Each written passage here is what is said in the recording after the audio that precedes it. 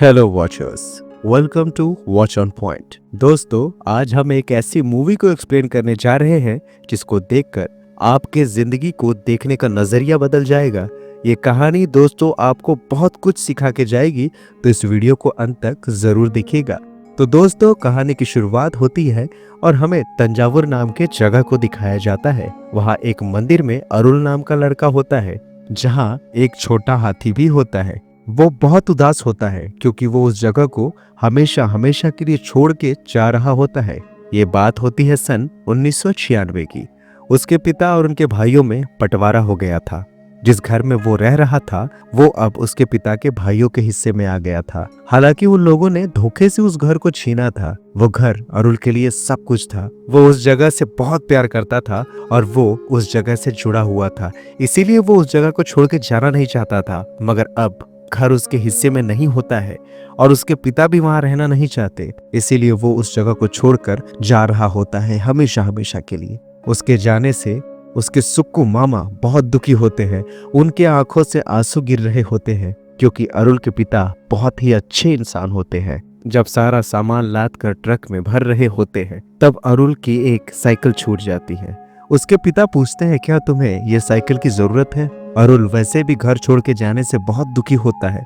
वो कहता है कि मुझे साइकिल की कोई जरूरत नहीं है, आप चाहे तो इसे किसी जरूरतमंद को दे दीजिए। जिसके बाद वो अपने कजिन भोना, जिसको वो बहुत प्यार करता था, उसको बाय बोलकर अरुण वहां से चला जाता है। अब कहानी शिफ्ट होती है 22 साल बाद 2018 में, जहां हम देखते हैं कि अब अरुल की एक फैमिली है। अरुल क्रिकेट की कोचिंग देता है और उसकी फैमिली में है उसकी पत्नी हेमा, उसकी बेटी जानवी और माता पिता। अरुल की वाइफ हेमा अक्सर ये बातें करती रहती है, तुम्हारी भी एक बेटी है, तुम तो कभी किसी रिश्तेदार से मिलते नहीं हो, तो जब हम अपनी बेटी की शादी करेंगे तो कौन आएगा? अरुल की कजिन भोना, जिसको बचपन में अरुल सगी बहन से भी ज्यादा प्यार करता था, उसकी शादी होने वाली है, तो भुवना ने खास अपने भाई अरुल को बुलाया है। लेकिन अरुल गांव वापस नहीं जाना चाहता है। वहां उसके चाचा लोग मिलते जिन्होंने उससे उसका घर छीना था, और जब से वो गांव से आया था तब से एक बार भी वापस नहीं गया था। लेकिन हेमा के फोर्स करने पर वो खुद को भोना की शादी में जाने के लिए मना लेता है। तो शादी में जाने के लिए वो तंजावुर की ट्रेन पकड़ लेता है, जहां पहुंचकर वो पुराने जगहों को देखता है और बहुत इमोशनल हो जाता है। वो सारी सड़कें, सारी जगहें, वो उस मंदिर में भी जाता है जहां वो उस हाथी को भी देखता है जिसको हमने मूवी के शुरुआत में देखा था। उस समय वो बहुत छोटा था पर आज वो बहुत बड़ा हो गया होता है, जिसे देख के अरुल को एहसास होता है कि समय कितना बीत गया है। वहां पर वो अपने पुराने घर को भी देखता है, जिसके बाद वो अपनी बीवी हेमा को फोन करके कहता है कि हम अभी जिस घर में रह रहे हैं मैं उस घर को खरीदना चाहता हूँ। सालों से वो लोग किराए के घर में रह रहे थे। ये बात सुनते ही हेमा बहुत खुश हो जाती है। वो कहते हैं कि अब हमारा भी खुद का घर होगा जिसे मैं सजाऊंगी, जहाँ चाहे वहाँ कीले ठोकूंगी, जैसे भी चाहे वैसे घर को सजाऊंगी, कोई भी पेंट करवाऊंगी। जिसके बाद शादी में पहुंचने के लिए अरुल एक बस लेता है। उस बस का कंडक्टर अरुल के पिता का ही स्टूडेंट होता है। उन दोनों में बातचीत होती है और वो कंडक्टर कहता है कि अपने पिताजी से मेरा प्रणाम जरूर कहिएगा। जिसके बाद अरुल सीधा पहुंच जाता है शादी वाली जगह पे। तो वहां पर सबसे पहले मुलाकात होती है लता से। लता और अरुल बचपन में दोस्त थे और इनकी शादी की बात भी चली थी, लेकिन लता के पिता का मानना था कि शादी के बाद उसको अरुल के साथ दूर रहना पड़ेगा, इसीलिए उन दोनों की शादी उन्होंने नहीं होने दी। लेकिन लता बताती है कि उसका पति अच्छा नहीं है बल्कि शराबी है, दिन रात नशे में डूबा रहता है। वो कहती है कि पिताजी ने हम दोनों की शादी इसीलिए नहीं होने दी क्योंकि मैं उनसे दूर जा रही थी, और आज देखो मैं उनके पास भी हूँ, फिर भी जिंदगी मानो खत्म ही हो गई है। आगे अरुल से मिलने एक रिश्तेदार आता है जो कि अरुल को बहुत अच्छे से जानता है। वो अरुल की आंखें बंद करके बोलता है, आपने मुझे पहचाना क्या? पर अरुल को तो बिल्कुल भी याद नहीं आ रहा होता है। और तो और उस रिश्तेदार ने भी कहा होता है कि अगर आपने मुझको नहीं पहचाना होता ना भैया, तो मैं अब भी यहाँ से उठ के चला जाता। इसीलिए अरुल करता भी क्या, कह देता है हाँ हाँ पहचान लिया। क्योंकि अच्छा नहीं लगता ना दोस्तों ना पहचानना। और वैसे भी अरुल रात की बस से वापस चला जाना चाहता है, इसीलिए पहचानने का नाटक करता है। दोस्तों इस रिश्तेदार का असली नाम नहीं बताया जाता है, मूवी का सस्पेंस ही यही है। हम लोग क्या करेंगे, इस एक्टर के ओरिजिनल नाम कार्तिक कह के इसको पुकारेंगे। कार्तिक जो होता है वो बहुत ही हंसमुख होता है, बहुत ही चुलबुला सा होता है। वो हर वक्त मुस्कुराते रहता है, कुछ भी बोलने पर हिचकिचाता नहीं है, बस जो मन में आता है कह देता है और बहुत ज्यादा बातें करता है। कार्तिक अरुल को बहुत मानता है, वो उसका ही इंतजार कर रहा था। वो बहुत खुश होता है। अरुल से मिलकर कार्तिक बहुत बातें करने लगता है, तो अरुल पीछा छुड़ाने के लिए बाथरूम जाने लगता है, लेकिन कार्तिक उसके पीछे पीछे बाथरूम भी चला जाता है। आगे अरुल मिलता है अपने सुक्कू मामा से। दोनों एक दूसरे से मिलके बहुत खुश होते हैं। दोनों कई सालों बाद एक दूसरे से मिल रहे होते हैं। अरुल अपने मामा से कार्तिक के बारे में पूछना चाहता है कि आखिर ये आदमी है कौन, लेकिन पूछने से ही पहले मामा उसे खिलाने पिलाने में लग जाते हैं। मामा नाराजगी जताते हुए कहते हैं कि तुम अकेले क्यों आए हो, अपने माता पिता को लेके क्यों नहीं आए। तो बात असल में ये थी दोस्तों कि अरुल के पिताजी वापस नहीं आना चाहते थे, वो पुरानी चीजों को याद नहीं करना चाहते थे। और तभी वहां पे वो लोग दिख जाते हैं जिन्होंने अरुल से उसका घर छीना था। जिसके बाद अरुल पिताजी को फोन लगाकर अपने मामा को ही पकड़ा देता है और कहता है कि आप ही पूछ लीजिए कि वो क्यों नहीं आए। जिसके बाद मामा और पिताजी दोनों एक दूसरे से बातें करते हैं कई सालों बाद और दोनों ही इमोशनल हो जाते हैं। तभी पिताजी को एहसास होता है कि शायद उन्हें आना चाहिए था, कम से कम उनके लिए जो उन्हें याद करते हैं और उनकी चिंता करते हैं। इतने सालों बाद बातें हो रही है, अब न जाने कब मुलाकात हो। अरुल यहाँ रुकना नहीं चाहता है, वो रात में ही निकल जाना चाहता है, इसीलिए वो जल्दी से जल्दी भुवना से मिलके भुवना को गिफ्ट देके वहां से चला जाना चाहता है। तभी भुवना अरुल को देख लेती है। वो अरुल को देख के बहुत खुश होती है, वो फूले नहीं समा रही होती है। अरुल घर से उसके लिए कुछ गिफ्ट्स लाया होता है जो कि गहने होते हैं, जिसको देखकर भुवना की आंखों में आंसू आ जाते हैं। वो स्टेज पर ही अरुल को गहने पहनाने बोलती है और इस मोमेंट में दोनों की आंखों में आंसू आ जाते हैं। ये मोमेंट बहुत ही इमोशनल होता है। इसके बाद अरुल रात की बस से वापस घर जाना चाहता है। इस बात को जानकर सुक्कू मामा थोड़े दुखी हो जाते हैं। वो बोलते हैं कि तुम इतने दिनों बाद आए हो, इतने दिनों बाद मिले हो और तुरंत ही जाना चाहते हो। मगर अरुल कहता है कि घर में मुझे जरूरी काम है, वरना मैं रुकता। आगे वो अपनी पत्नी हेमा को फोन करता है और कार्तिक के बारे में बताता है। वो कहता है मैं इसे तो नहीं पहचान रहा हूँ, लेकिन ये मुझे बहुत अच्छे से पहचान रहा है। मेरी हर एक बचपन की बात इसे बहुत अच्छे से याद है। मैंने इसके बारे में जानना चाहा, मगर मुझे वक्त ही नहीं मिला। आगे कार्तिक अरुल को हेमा से बात करते देख लेता है। वो कहता है भाभी का फोन है ना। जिसके बाद वो फोन लेकर बातें करने लगता है। हेमा से वो ऐसे बात करता है जैसे सालों से जानता हो। जिसके बाद कार्तिक नंबर देते हुए कहता है कि आपका नंबर भी दे दो भैया, मगर अरुल गलत नंबर देता है क्योंकि उसे लगता है ये अभी इतना चिपक रहा है, बाद में न जाने गले ही पड़ जाए। आगे सुक्कू मामा से विदा लेकर जहाँ सुक्कू मामा बहुत इमोशनल हो जाते हैं, आगे अरुल बस स्टैंड के लिए निकल जाता है। यहाँ आकर बहुत दिनों बाद अरुल बहुत खुश होता है। कार्तिक अपने स्कूटर में बिठाकर अरुल को ले जा रहा होता है। अरुल सभी रास्तों को, गलियों को निहारता हुआ जा रहा होता है। रास्ते में कार्तिक बोलता है भैया यहाँ की चाय बहुत फेमस है, यहाँ की चाय तो आप पी ही लो। अरुल कहता है क्या कर रहे हो, अगर लेट हुए तो बस छूट जाएगी। मगर कार्तिक कहता है कि 5 मिनट में कुछ थोड़ी ही ना होगा भैया, और जबरदस्ती चाय के लिए उतार लेता है और कुछ इस तरह बस सच में छूट जाती है। अरुल बहुत गुस्सा हो जाता है, वो पैदल ही जाने लगता है। वो गुस्से में कहता है कि मैं रात को लॉज में रुक जाऊंगा और अगली सुबह चला जाऊंगा। तभी कार्तिक कहता है कि भैया यहाँ पे कोई भी लॉज साफ सुथरा नहीं रहता है, आप उसकी बदबू नहीं सह पाएंगे। मगर अरुल फिर भी जाता है और वही होता है जो कार्तिक ने कहा था। आगे कार्तिक कहता है भैया अगर आपको रात रुकना ही है तो आप मेरे घर में क्यों नहीं चलते, और अरुल आखिरकार मान जाता है। वैसे मैं आप लोगों को बता दूं कि कार्तिक ने यह सब कुछ जानबूझकर किया था अरुल को अपने घर में रोकने के लिए। और आगे अरुल पहुंच जाता है कार्तिक के घर। वैसे तो शुरू में अरुल बहुत गुस्सा होता है, मगर बाद में वो भी मुस्कुराने लगता है। घर पहुंचते ही कार्तिक की वाइफ नंदिनी उन दोनों का स्वागत करती है।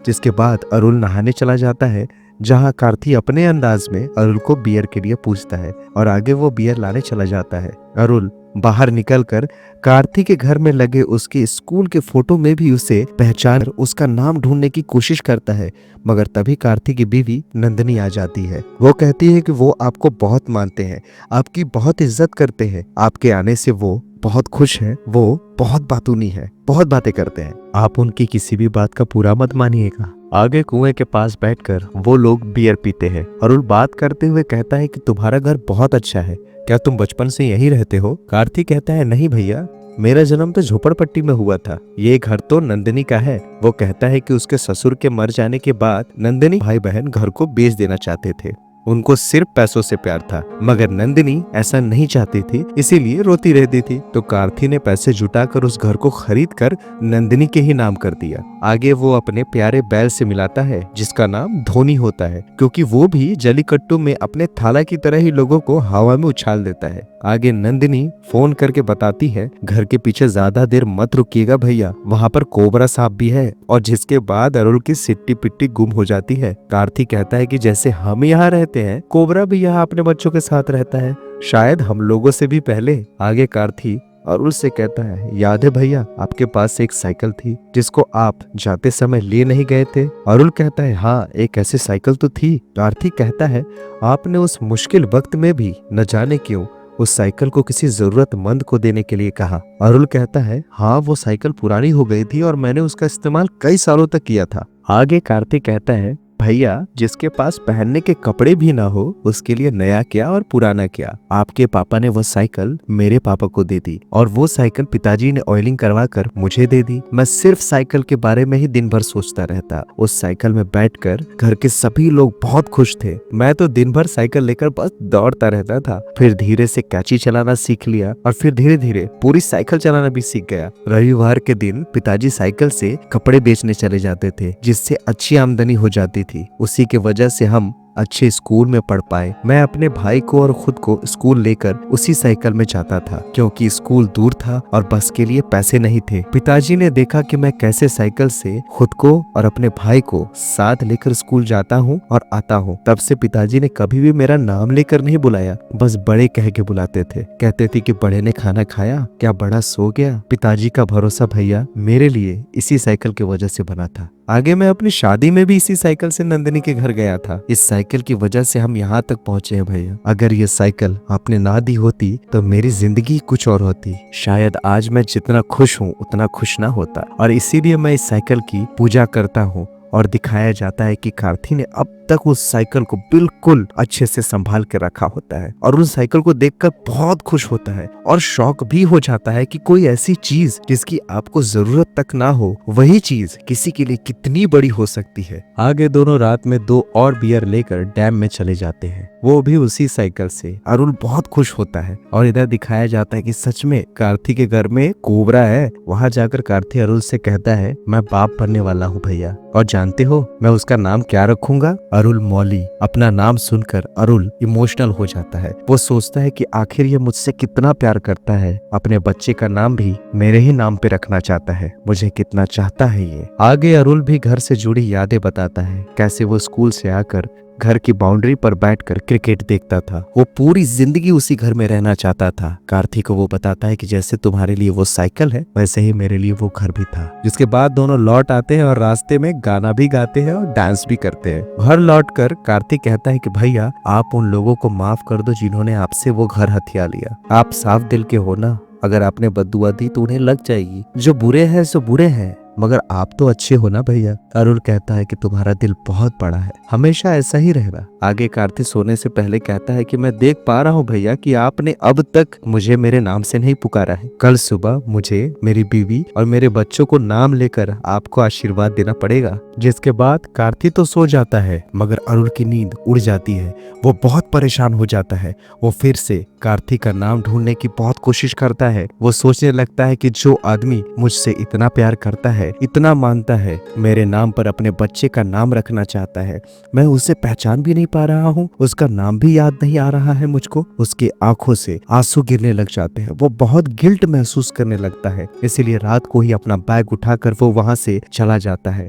वो रोता हुआ सड़कों में दौड़ने लगता है और बस पकड़कर अगली सुबह तक घर आ जाता है। घर पहुंचकर वो हेमा से लिपट जाता है। हेमा देखती है कि अरुल थोड़ा परेशान लग रहा है और उसके बाद कई दिनों तक वो उसे नोटिस भी करती है। वो रात में सोता नहीं है, जागता रहता है, सोचता रहता है। और एक दिन हेमा पूछ ही लेती है कि क्या हुआ है, बताओ तो सही। तो अरुल उसे कार्ति के बारे में बताता है, कैसे वो सभी लोगों से बहुत प्यार करता है, अपने बैल को अपने बच्चे की तरह प्यार करता है, हमेशा खुश रहता है। मेरे नाम पर ही वो अपने बच्चे का नाम भी रखेगा। उसका दिल बहुत बड़ा है। मेरे बचपन की हर एक बात को उसने बहुत ही अच्छे से याद रखा है। मैंने अनजाने में जो साइकिल छोड़ दिया था उसकी वो आज पूजा करता है। और मैंने जब उसने मुझसे मेरा नंबर मांगा तो मैंने उसे गलत नंबर दिया ताकि दोबारा वो मुझसे कांटेक्ट न कर पाए। उसकी जगह यहाँ है और मेरी जगह यहाँ तक कि मुझे ये भी याद नहीं है कि उसका नाम क्या है। मैं बहुत गिरा हुआ महसूस करता हूँ। मुझ में हिम्मत नहीं है कि मैं उसे कॉल करके पूछ सकूं कि तुम्हारा नाम क्या है। वो बहुत इमोशनल हो जाता है और ये सब कुछ उसकी बेटी भी देख लेती है। आगे घर लेने के लिए अरुल पैसे जुटाने में लग जाता है। अभी भी 25 लाख घट रहे होते हैं। वो अपने दोस्तों को कॉल करके पैसे जुटा रहा होता है। अगले दिन अरुल की बेटी कार्तिक का नंबर देखती है और फोन लगा के अरुल को पकड़ा देती है। वो पूछता है कि किसका कॉल है, जिसके बाद बात करते ही वो जान जाता है कि कार्ति है। जिसके बाद कार्ति बहुत खुश हो जाता है। वो कहता है कि आप बिना बताए वहां से चले क्यों आए थे भैया? जरूर मैंने आपको बहुत परेशान किया होगा। आपकी घड़ी और चप्पल अभी भी मेरे पास है। सुक्कू मामा ने बताया कि आपको पैसों की जरूरत है। मेरे पास है और कुछ गहने भी है, मैं इंतजाम कर दूंगा और तभी तो मैं आपका कर्ज उतार पाऊंगा। अरुल कहता है कि पैसों का इंतजाम हो गया है, मैं तुमसे कुछ और बात करना चाहता हूँ। अरुल वहाँ पे कन्फेस करता है। अरुल कहता है कि मैंने तुम्हें जानबूझ के गलत नंबर दिया था ताकि तुम मुझको कांटेक्ट ना कर पाओ। मैं तुम्हें पहचान नहीं पाया था। अभी भी मुझे तुम्हारा नाम नहीं पता है। उस दिन भी मैं तुम्हें जानने का बस दिखावा ही करता रहा, मगर जब तुमने अपने बच्चे के बारे में मुझे बताया और आशीर्वाद देने के लिए कहा तो मैं घबरा गया। ऐसा लगा मानो मैंने बहुत बड़ा पाप कर दिया है। इतना प्यार, इतनी इज्जत तुमने दी कि मैं ग्लानि से भर गया, इसीलिए वहां से चला गया, बिना बताए आ गया। और ये बात सुनकर कार्ति और अरुल दोनों की आंखों में आंसू आ जाते हैं। अरुल कहता है मुझे माफ कर दो। कार्ति कहता है कि मुझे भी माफ कर दो भैया, क्योंकि मैंने जानबूझकर आपकी बस मिस करवाई थी ताकि आप हमारे घर आ सके। मैंने भी गलती की और आपने भी, हिसाब बराबर। अरुल मुस्कुराने लगता है। आगे अरुल उसका असली नाम पूछता है। कार्ति बोलता है कि मैं पहली बार 1994 की छुट्टियों में आपके घर आया था। आप बहुत अच्छे थे भैया, बहुत हंसमुख थे। मैंने हंसमुख रहना भी आपसे ही सीखा है। आप हम सबको बहुत प्यार करते थे। आप हम लोगों को घुमाते थे। मुझे तो आप छोड़ते ही नहीं थे, हर जगह लेकर जाते थे, साइकिल पर घुमाते थे। पहली बार आप ही सिनेमा हॉल लेकर गए और फिल्म भी दिखाई। हम ज्यादा बच्चे थे तो आप हम सबको सब्जियों के नाम दे देते थे। अरुल को याद आ जाता है कि उसने उसका नाम आलू रखा था। वो उससे पहचान भी जाता है। अरुल फूले नहीं समा रहा होता है। कार्ति पूछता है भैया मेरे असली नाम से मुझे बुलाओ ना। अरुल कहता है कि ए पोटैटो, फोन रख, मैं तुझे बाद में तेरे नाम से बुलाऊंगा। और अगले दिन बस पकड़कर कार्ति के यहाँ अरुल पहुंच जाता है और कहता है दरवाजा खोल पोटैटो। तो कार्ति दरवाजा नहीं खोलता है। जिसके बाद अरुल उसके असली नाम से खोलने को कहता है, दरवाजा खोल मेडगन। और मेडगन दरवाजा खोलता है, कहता है भैया, और वो अपना असली नाम सुनकर बहुत खुश हो जाता है। और इसी के साथ ये मूवी यहीं पे खत्म होती है। दोस्तों, ये मूवी अच्छे से हमें सिखाती है कि जिंदगी में हम हमेशा ही कुछ पाने की तलाश में रहते हैं। जो भी पहले पाया है उसे भूल जाते हैं। जो चीज हमारे लिए बहुत छोटी होती है वो किसी और के लिए कितनी बड़ी हो सकती है, इसका आप अंदाजा भी नहीं लगा सकते हो। इसीलिए जो भी आपके पास है उनकी इज्जत कीजिए और बहुत प्यार दीजिए। दोस्तों, अगर आपको ये वीडियो पसंद आई है तो प्लीज इस वीडियो को लाइक कीजिए, शेयर कीजिए और ऐसे ही वीडियोस के लिए चैनल को भी सब्सक्राइब जरूर कीजिए। मिलेंगे ऐसे ही किसी और जबरदस्त वीडियो में। तब तक के लिए thank you very much for watching. Keep watching watch On point.